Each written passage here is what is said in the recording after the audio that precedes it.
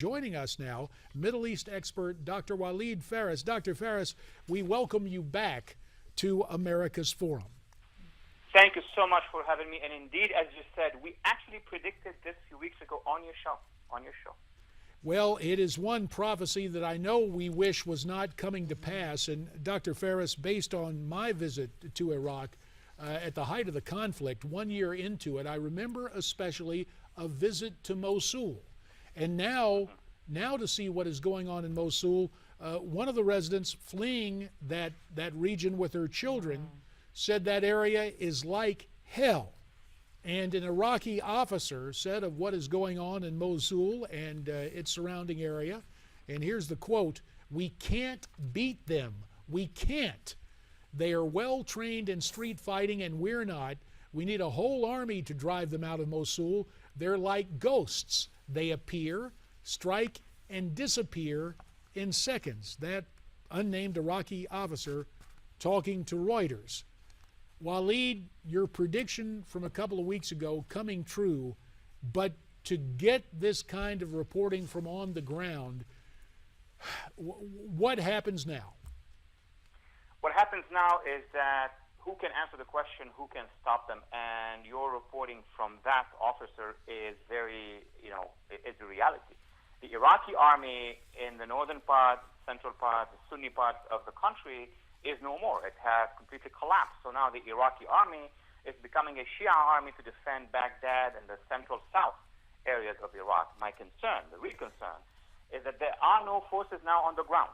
There are no forces on the ground in the Middle East, not ours, not anybody else, who can stop Daesh, this Islamic state of Iraq and Syria, from seizing more and consolidating. I don't think they're going to actually seize Baghdad. They may get close to the Sunni neighborhood, urban areas of Baghdad. But having said that, what are the options? My fear would be that the Iraqi government would first ask for American airstrikes. And you know what kind of chaos this is going to create in Washington. And the debate about, we told you so, we haven't really done a good job in the way we withdrew from Iraq. But the most critical thing would be is that the Iraqi may well demand Iranian intervention to stop what's happening. And then we're talking about a real disaster in the region. Now, Walid, going about what you were just saying, there's actually a report in the New York Times that Iraq's prime minister secretly asked the U.S. to consider airstrikes against these extremists. I mean, is it possible, and what do you think of that? Look, absolutely. I read that report. This is going to put the Obama administration in the same situation 6 months ago when there was the use of chemical weapons in Syria, and the president ordered units to come closer and to be ready to strike. Then he was confronted with reality. If you want to begin to strike, there will be counter-strikes. Are you ready for another war? So here's the result of the way we rushed out of Iraq. Instead of leaving behind us a solid coalition of moderates, both in the Sunni and Shia and Kurdish areas, what we have now is Al-Qaeda in the center, and we have a pro-Iranian government in the south. Yes, we may do some strikes, but that is not the answer. Now, there are also very disturbing reports out there that several gunmen have stopped at Mosul's central bank, made off with the equivalent of over $400 million. Now, this would make them extraordinarily well-funded. And what's the impact of this influx of money? It's going to have a huge impact. It's going to have the impact of credibility. They're going to be able to pay ideological soldiers who will go to death anyway, but this will pay for their families. They're going to get suicide bombers. They're going to push forward. They're going to send some of that money to Syria and to Lebanon. And guess what? Even that organization has members around the world, including in the West, including in the United States. We're not that far from the striking capacity of this organization now with $400 million or $200 million at least as cash. Walid, we could talk about hindsight and what should have happened, and it could be a moot point, but does all this trace back to an inability to have a status of forces agreement between the United States and Iraq? Look, as I detailed in my book, The Lost Spring, I made the case that it's not just an agreement, it's the inability of the administration to have long-term strategic plans against the jihadists. I mean, the Obama administration, since arrival 2009, did two things. It approached the Muslim Brotherhood in the region, committed to them that they are withdrawing, including from Iraq first.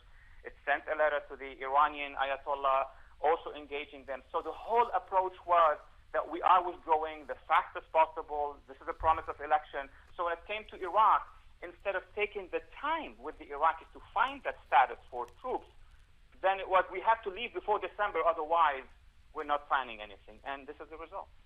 Now, Doctor, the United States has pledged to help Iraqi leaders push back against the aggression, and that's a quote. What would this look like? Are we talking airstrikes? Are we talking drones? Are we talking actual boots on the ground? It is a problem. The Obama administration is not going to put boots on the ground. There is a consensus in town about that. Otherwise, how would they explain the Russian withdrawal? Number two, we are withdrawing from Afghanistan. I don't imagine we're going to send troops to the Middle East. Three, airstrikes probably is the only thing that they may consider, but it has consequences. The example of Syria is not very encouraging. And then let's suppose they do airstrikes, and the airstrikes will not stop because airstrikes can pound those positions but cannot stop the actual invasion. We are left now with a situation that is very difficult. The Iraq state is going to be divided in three parts. We have the south, Shia pro-Iranian, the center controlled by Al-Qaeda and more extremists, and the north, an enclave of Kurds. I would recommend to start supporting the Kurds and the minorities in the north, and then put pressure on Baghdad actually to create a national unity cabinet at this point in Iraq. This is the best thing we can do, I guess.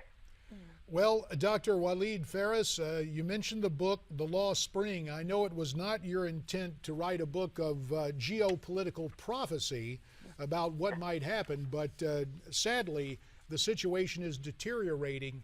We thank you for joining us to try and at least drill down in the nature of this chaos and this action by ISIS, perhaps trying to establish that caliphate we've heard so much about. As always, Walid Phares, we thank you for your time and insights. We'll have you back real soon on America's Forum.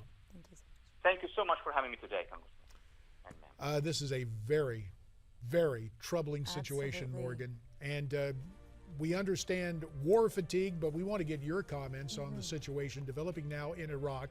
Tweet us those comments at Newsmax TV, #America's Forum. You've got email and Facebook too.